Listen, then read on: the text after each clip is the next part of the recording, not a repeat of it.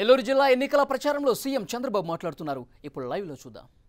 7 సంవత్సరాలు తెలుగుదేశం పార్టీ జెండా మోసింది.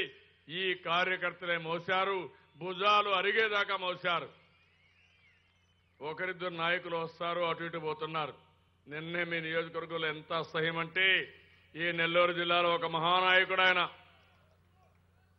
5 సంవత్సరాలు మనల్నంతా పనుల కోసం, స్వార్థం కోసం ఎన్ని విధాల ప్రతిశయాలను అందరూ కలిసి ఉంటే ఉండడానికి కూడా వీలు కాకుండా మన మధ్యలో తగరాదులు పెట్టి సీట్ ఇచ్చిన తర్వాత పారిపోయిన వ్యక్తి ఈ నాయకుడు. నేను అడుగుతున్నా, అలాంటి వ్యక్తుల్ని గెలవనిస్తా మా తమ్ముళ్ళోని మిమ్మల్ని అడుగుతున్నా. మన పార్టీకి ద్రోహం చేశాడా లేదా? ఏం తమ్ముళ్ళు ద్రోహం చేశాడా లేదా? మీకు కోపం ఉందా లేదా? రోషం ఉందా లేదా? తమ్ముళ్ళు మొత్తం గెలవనిస్తారా మీరు? గట్టిగా చప్పట్లు కూడా ఎట్టి పరిస్థితుల్లో గెలవమని శపథం చేయాలి. వీళ్ళ డబ్బులు ఏం చేస్తాయో నేను చూస్తాను. వీళ్ళు ఏ విధంగా అయారాం గయారాంల కింద పోతానంటే ఎప్పుడో పోయి ఉంటే నేను బాధపడేవాడిని కాదు. ఆయన లేకపోతే పార్టీ ఏమి లేకుండా లేదు. ఎన్నికల ముందు వచ్చాడు, మళ్ళా పోయాడు తప్ప ఈయన వల్ల ఒరిగింది ఏమీ లేదని మరొకసారి మీ అందరికీ తెలియజేస్తున్నా.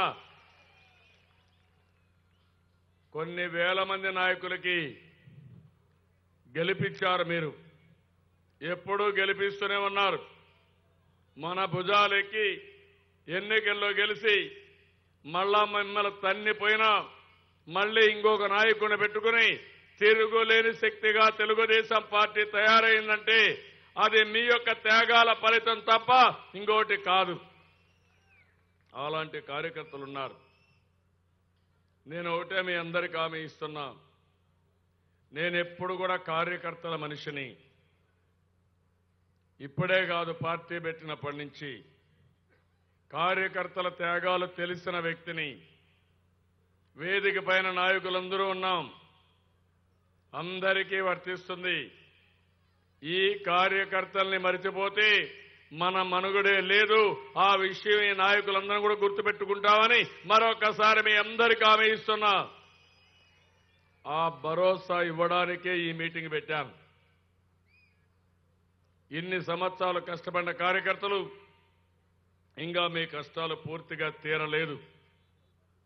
అదే సమయంలో ఎన్ని విభేదాలున్నా ఎన్నికలు వస్తానే ఓటు అయిపోతారు. మాకు బాధలున్నాయి, ఇబ్బందులున్నాయి, కొంతమందికి గుర్తింపు లేదు, కొంతమందిని ఆదుకోలేకపోయాం. అయినా కూడా ఎన్నికల్లో మాత్రం నీతి దప్పని నాయకులు, తెలుగుదేశం పార్టీ నాయకులు, దానికి గర్వపడుతున్నానని చెప్పి మరొకసారి మీ అందరికీ తెలియజేస్తున్నా. ఇంతమంది నాయకులుంటే నాకు ఎలాంటి అనుమానమే లేదు. ఈసారి నెల్లూరు జిల్లా 10 అసెంబ్లీ సీట్లకు 10 అసెంబ్లీ సీట్లు, 3 పార్లమెంట్లు గెలుస్తాయని చెప్పి కూడా 2 పార్లమెంట్లు గెలుస్తాయి. ఆ గెలిపించే శక్తి మనందరికీ ఉంది. ఈరోజు ఈ జిల్లా మనం చూస్తున్నాం. ఈ జిల్లాకు ఒక విశిష్టమైన చరిత్ర ఉంది. ముఖ్యమంత్రులు కానీ, మంత్రులు కానీ, గవర్నర్లు కానీ, కడాని ఇప్పుడు ఉపరాష్ట్రపతి కానీ అందరూ ఈ జిల్లా నుంచి వచ్చారు. ఇంకో పక్కన ఈ జిల్లాలో చూస్తే పొట్టి శ్రీరాములు ఈ గడ్డ మీద పుట్టి ఆంధ్ర రాష్ట్రానికి ప్రాణాలు అర్పించిన వ్యక్తి ఇక్కడి నుంచే వచ్చారు. ఇంకో పక్క బెజవాడ గోపాలరెడ్డి గారిని ఆలోచిస్తే ఆయన ఈ జిల్లా నుంచి రావడం, ముఖ్యమంత్రిగా చివరి ముఖ్యమంత్రిగా, రాష్ట్ర చివరి ముఖ్యమంత్రిగా ఉండడం, ఇలాంటి చరిత్ర చాలా ఉంది. ఇంకో పక్కన ఈ జిల్లాలో మీరు చూస్తే వరిధాన్యం మొత్తం దేశానికే కాదు ప్రపంచానికి మేలైన వరిధాన్యాన్ని అందించిన జిల్లా, మొలగొలకలు అందించిన జిల్లా మన నెల్లూరు జిల్లా అని చెప్పి కూడా నేను మీకు తెలియజేస్తున్నా. నెల్లూరు నెల్లి అంటే తమిళంలో ధాన్యం అని అర్థం. ఆ విధంగా మన జిల్లాకు ఆ పేరు కూడా వచ్చింది. ఇలాంటి సందర్భంలో ఈరోజు మీరు ఒకసారి చూస్తే జిల్లాకు వర్షాలు పడకుండా నీళ్లు వచ్చే పరిస్థితి లేకుండా పోయింది. నేను దూరదృష్టితో ఆలోచించకుండా ఉండుంటే ఈ సంవత్సరం తాగడానికి కూడా నీళ్లు వచ్చేటివి కాదు. ఈరోజు మొత్తం సోమశిల కానీ కందలేరు కానీ అన్ని రిజర్వాయర్లు ఆ రోజు పూర్తి చేసింది మన నాయకుడు ఎన్టీ రామారావు గారి హయాంలో, నా హయాంలో పూర్తి చేసిన విషయం మీరు గుర్తుపెట్టుకోవాల్సిన అవసరం ఉంది. ఇప్పుడు నేను ఒకటే ఆలోచించాను, ఈ జిల్లాకు నీళ్లు రావాలి. నీళ్లు వస్తే బంగారు పండించే రైతాంగం మీరు సిద్ధంగా ఉన్నారు. కానీ ఇటీవల కాలంలో మనం చూసినప్పుడు చాలా సమస్యలు కూడా వచ్చాయి. అందుకే నేను ఆలోచించి జిల్లాకు నీళ్లు తీసుకురావడానికి అనేక ప్రాజెక్టులకు శ్రీకారం చుట్టాం. ఈరోజు ఇక్కడ చూసినప్పుడు పూర్తయిన ప్రాజెక్టులు చూస్తే కందలూరు ఎడమ ప్రధాన కాలువ లిఫ్ట్ స్కీమ్ కానీ, సోమశిల ప్రాజెక్టు కావలి కాలువ అభివృద్ధి కానీ ఈ రెండు పూర్తి చేశాం. ఈరోజు Sangam barrage, Nellore barrage, Somasila high level canal, Somasila Swarnamukhi link canal, Pennar delta Kanpur కాలువల ఆధునీకరణ, జీకేఎన్ కాలువల విస్తరణ, నీరు చెట్టు ఇలాంటి పనులు చాలా చేస్తున్నాం. ఇంకో పక్కన ఆల్తూర్పాడు రిజర్వాయర్కి లిఫ్టింగ్ పెట్టి ఆల్తూర్పాడు దగ్గర లిఫ్ట్తో నీళ్లు ఇచ్చే పరిస్థితి తీసుకొస్తున్నాం. ఇవన్నీ చేసినప్పటికీ కూడా మనకు నీళ్లు రావాలంటే గోదావరిలో మిగులు నీళ్లున్నాయి. ఆ నీళ్లు తీసుకొస్తే తప్ప ఈ రాష్ట్రానికి వేరే మార్గం లేదు. అందుకే పోలవరం ప్రాజెక్టు కడుతున్నాం. ముమ్మరంగా పనులు అవుతున్నాయి. 68% పనులు పూర్తి చేసిన ఘనత ఈ తెలుగుదేశం పార్టీది. ఇంకో పక్క ఈరోజు మీరు చూస్తే రాబోయే జూన్ జూలై కంతా వర్షాలు వస్తాయి. గోదావరి నీళ్లు పోలవరం పూర్తి చేసి గ్రావిటీతో నీళ్లు తీసుకొస్తాం. దీనికోసం నేను ఆలోచించాను. ఒక పవిత్ర సంగమం గోదావరి కృష్ణా 2 నదులు కలిపాం. ఈరోజు ఇంకొక పక్క ఆలోచించి గోదావరి పెన్నా నదులు కలపాలని సంకల్పానికి శ్రీకారం చుట్టాను. ఇప్పటికే పట్టిసీమ పూర్తి చేశాం. ఆ నీళ్లు కృష్ణాకు వచ్చాయి. కృష్ణా డెల్టాను ఆదుకున్నాం. ఇది మరి పైన కూర్చున్నారా లేదా కేసీఆర్? ఆకాశం నుంచి ఊడిపడ్డా ఈ కేసీఆర్ అని మిమ్మల్ని అడుగుతున్నాను. తమ్ముళ్ళు మీరే చెప్పాలి. మనలో ఒకటిగా ఉన్నాడు. నా దగ్గర పనిచేశాడు. నా దగ్గర పనిచేసిన వ్యక్తి ఇప్పుడు నన్నే తిడుతున్నాడంటే ఏం చెప్పాలో నాకైతే అర్థం కావడం లేదు. అందుకే నేను చెప్పా, కేసీఆర్ ఏదైనా ఉంటే మర్యాదగా ఉందాం. నేను అభివృద్ధి చేశాను. నేను హైదరాబాద్ని అభివృద్ధి చేసి కొన్ని కారణాల వల్ల ఆ ఆస్తులు మీకు వచ్చాయి. ఈరోజు 60 సంవత్సరాల కష్టార్జితం పోయింది. మళ్లీ కట్టుబట్టలతో వచ్చాం.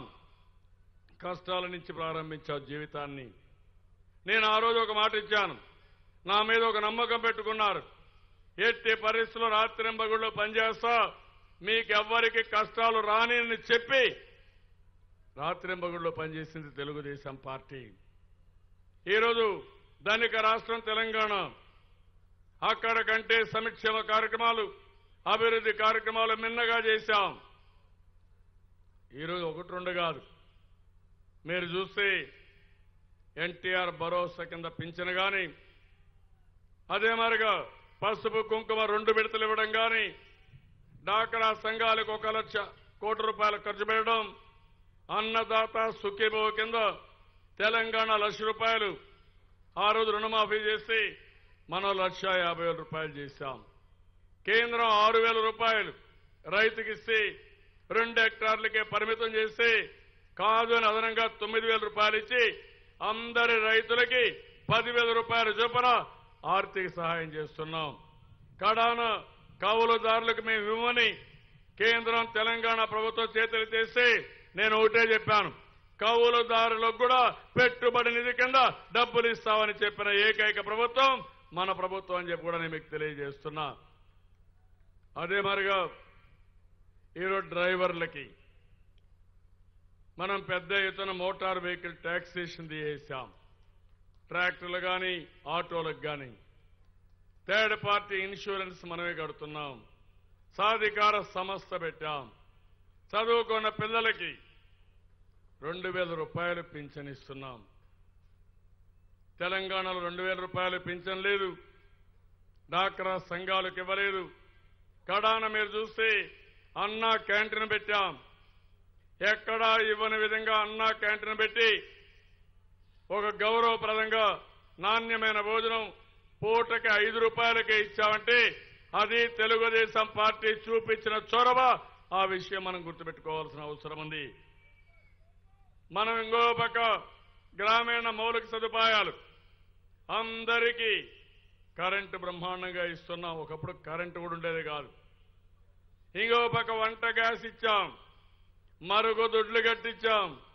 వీధి దీపాలు ఎల్ఈడి పెట్టాం. అదే మరి సిమెంట్ రోడ్లు దర్జాగా ప్రతి ఒక్క గ్రామంలో అన్ని వాడలకు సిమెంట్ రోడ్లు వేశాం. ఇంకో పక్క తాగేదానికి నీటి సమస్యలు పరిష్కారం చేస్తున్నాం.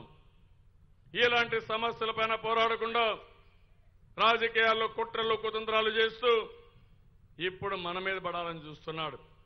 తెలంగాణలో ఏం జరిగింది తమ్ముళ్ళు? అందరినీ మన వాళ్ళు తీసుకున్నారు. కాంగ్రెస్ నాయకులు తీసుకున్నారు. ఇప్పుడు అక్కడ ఆయనకు అడ్డం లేరని ఆంధ్ర రాష్ట్రం మీద పడ్డారు. ఇక్కడ నేరుగా రాలేడు కాబట్టి కేసులున్నాయి కాబట్టి ఇక్కడుండే జగన్మోహన్ రెడ్డి ఆయనకు బాంచేన్ని కాళ్లు మోకుతానని ఎప్పటికప్పుడు అందుబాటులో ఉండడానికి ఈయన్ని ఎంపిక చేసుకున్నారు. నేను అడుగుతున్నా, నేను కూడా విమర్శిస్తున్నా. నిన్న ఒక మీటింగ్ అన్నాడు నేనేదో 3,000 సార్లు ఆయన తిట్టానని. నేను ఒకటే అడుగుతున్నాను. నేను ఒకటే మీరు చేసే తప్పులు చెప్తున్నా. మీరు డబ్బులు పంపించి ఇక్కడ రాజకీయాల్లో ఇంటర్ఫీర్ కావాలనుకున్నారు, పర్వాలేదు. మీ డబ్బులేమీ పనిచేయవు. ఎందుకు పోలవరం ప్రాజెక్టును వ్యతిరేకిస్తున్నారు? ఎందుకు ప్రత్యేక హోదా వ్యతిరేకిస్తున్నారు? ఎందుకు మాకు రావాల్సిన వాటా మాకివ్వలేదో అది కూడా నేను సంపాదించిన ఆస్తిని మాకివ్వకపోతే ఎందుకు అడగకూడదో మీరు ఒక్కసారి ఆలోచించాల్సిన అవసరం ఉంది. మనం ఈ చెప్తే ఎన్ని మాటలు తిట్టాడు తమ్ముళ్ళు. ఆంధ్రలో రాక్షసులు అన్నది మీరే కదా, పేడ బిర్యానీ అన్నది మీరే కదా, కడాన మీరు చూస్తే ఉలవచ్చారు మా దగ్గర పశువులు తింటాయని చెప్పింది మీరే కదా. అంటే ఎక్కడికి పోతున్నారు? ఎంత నీచంగా మాట్లాడారు, ఎంత దారుణంగా ప్రవర్తించారు. ఈరోజు దేనికోసం మీరు సుప్రీంకోర్టుకు వెళ్లారు? మీకేంటి సంబంధం? పోలవరం వస్తే మీకెందుకు బాధ? ఈ రాష్ట్రం బాగుపడితే ఎందుకు మీరు ఉలిక్కి పడుతున్నారని అడుగుతున్నా. ఆ విషయంలో మనకు స్పష్టత ఉండాల్సిన అవసరం ఉంది. ఆయన ఏమీ చేయలేడు, పెద్దగా అభివృద్ధి చేయలేదు. మొన్న మీరు చూశారు, ఏమీ చేయకుండా 88 సీట్లు గెలిచాడు. ఆ కాంగ్రెస్ లో గెలిచిన వాళ్ళని మనలో 2 కలిస్తే ఒకరిని మళ్ళా తీసేసుకున్నాడు. ఆయన ఉద్దేశం ఏంటి? తెలంగాణలో రాజకీయ పార్టీలు లేకుండా చేసి మీరు ఆంధ్రప్రదేశ్ పైన దాడి చేయాలనుకుంటున్నారు. మీకు చెంచాగిరి చేసే వ్యక్తిని ముఖ్యమంత్రిగా పెట్టుకుని మన మీద కక్ష తీర్చుకోవాలనుకుంటున్నారు. అది నా శరీరంలో ప్రాణం ఉన్నంత వరకు ఈడ ఆటలు సాగనివ్వనని మరొక్కసారి హెచ్చరిస్తున్నా. నేను అడుగుతున్నాను తమ్ముళ్ళు మిమ్మల్ని అందరినీ, మనకు రోషం ఉందా లేదా అని మిమ్మల్ని అడుగుతున్నా. పౌరుషం ఉందా లేదా అని మిమ్మల్ని అడుగుతున్నా. కేసీఆర్ తిట్టాడా లేదా అని మిమ్మల్ని అడుగుతున్నా. మన దురదృష్టం మనకు తెలివి లేక కాదు, సమర్థత లేక కాదు. ఒకప్పుడు మెడ్రాస్ ప్రెసిడెన్సీలో ఉన్నాం. అక్కడి నుంచి మనం అందరం కూడా పొట్టి శ్రీరాములు గారి త్యాగంతో ఈరోజు మనం అందరం కూడా ఆంధ్ర రాష్ట్రం ఏర్పడింది. ఆ తర్వాత మీరు చూస్తే 3 సంవత్సరాల్లో తెలుగు మాట్లాడే వాళ్ళందరూ ఒకే ప్లేస్ లో ఉండాలని హైదరాబాద్ కేంద్రంగా అందరం వెళ్ళాం. అక్కడి నుంచి 60 సంవత్సరాలు కష్టపడితే మళ్ళీ మనం ఇక్కడికి వచ్చాం, కట్టుబట్టలతో వచ్చాం. హైదరాబాద్ డెవలప్ చేసి చెన్నై అభివృద్ధి కోసం ఆ రోజు పనిచేశాం. హైదరాబాద్ అభివృద్ధి కోసం 60 ఏళ్లు పనిచేశాం. ఇప్పుడు మన గడ్డ అభివృద్ధి కోసం మనం పనిచేసే పరిస్థితికి వచ్చింది. మనకు రావాల్సిన వాటా, మనకు రావాల్సిన ఆస్తిలో హక్కు ఇవ్వకుండా చేశారు. విభజన చట్టం పెట్టి హామీలు ఇచ్చారు, ప్రత్యేక హోదా ఇచ్చారు. కానీ అవి కూడా ఇవ్వకుండా అడ్డుపడే పరిస్థితి వచ్చారు. నేను ఒకటే హామీ ఇస్తున్నా, 25 సీట్లకు 25 సీట్లు గెలిపించండి. ఢిల్లీలో మళ్లీ మనమే ప్రధానమంత్రి ఎవరు కావాలో నిర్ణయించే స్థాయికి మనమే ఉంటామని మరొకసారి తెలియజేస్తున్నా. అదే గాని 2-3 సీట్లు వైఎస్ఆర్ కాంగ్రెస్ పార్టీ గెలిచినా కేసీఆర్కి బి టీమ్గా ఉంటుందని. వాళ్ళు చేసేది ఏమీ ఉండదు. ఢిల్లీకి వెళ్లి కేసీఆర్ నిన్నే మాట్లాడుతున్నాడు, నేనేదో చక్రం తిప్పుతానని. అసలు చక్రం ఉంటే కదా తిప్పడానికి.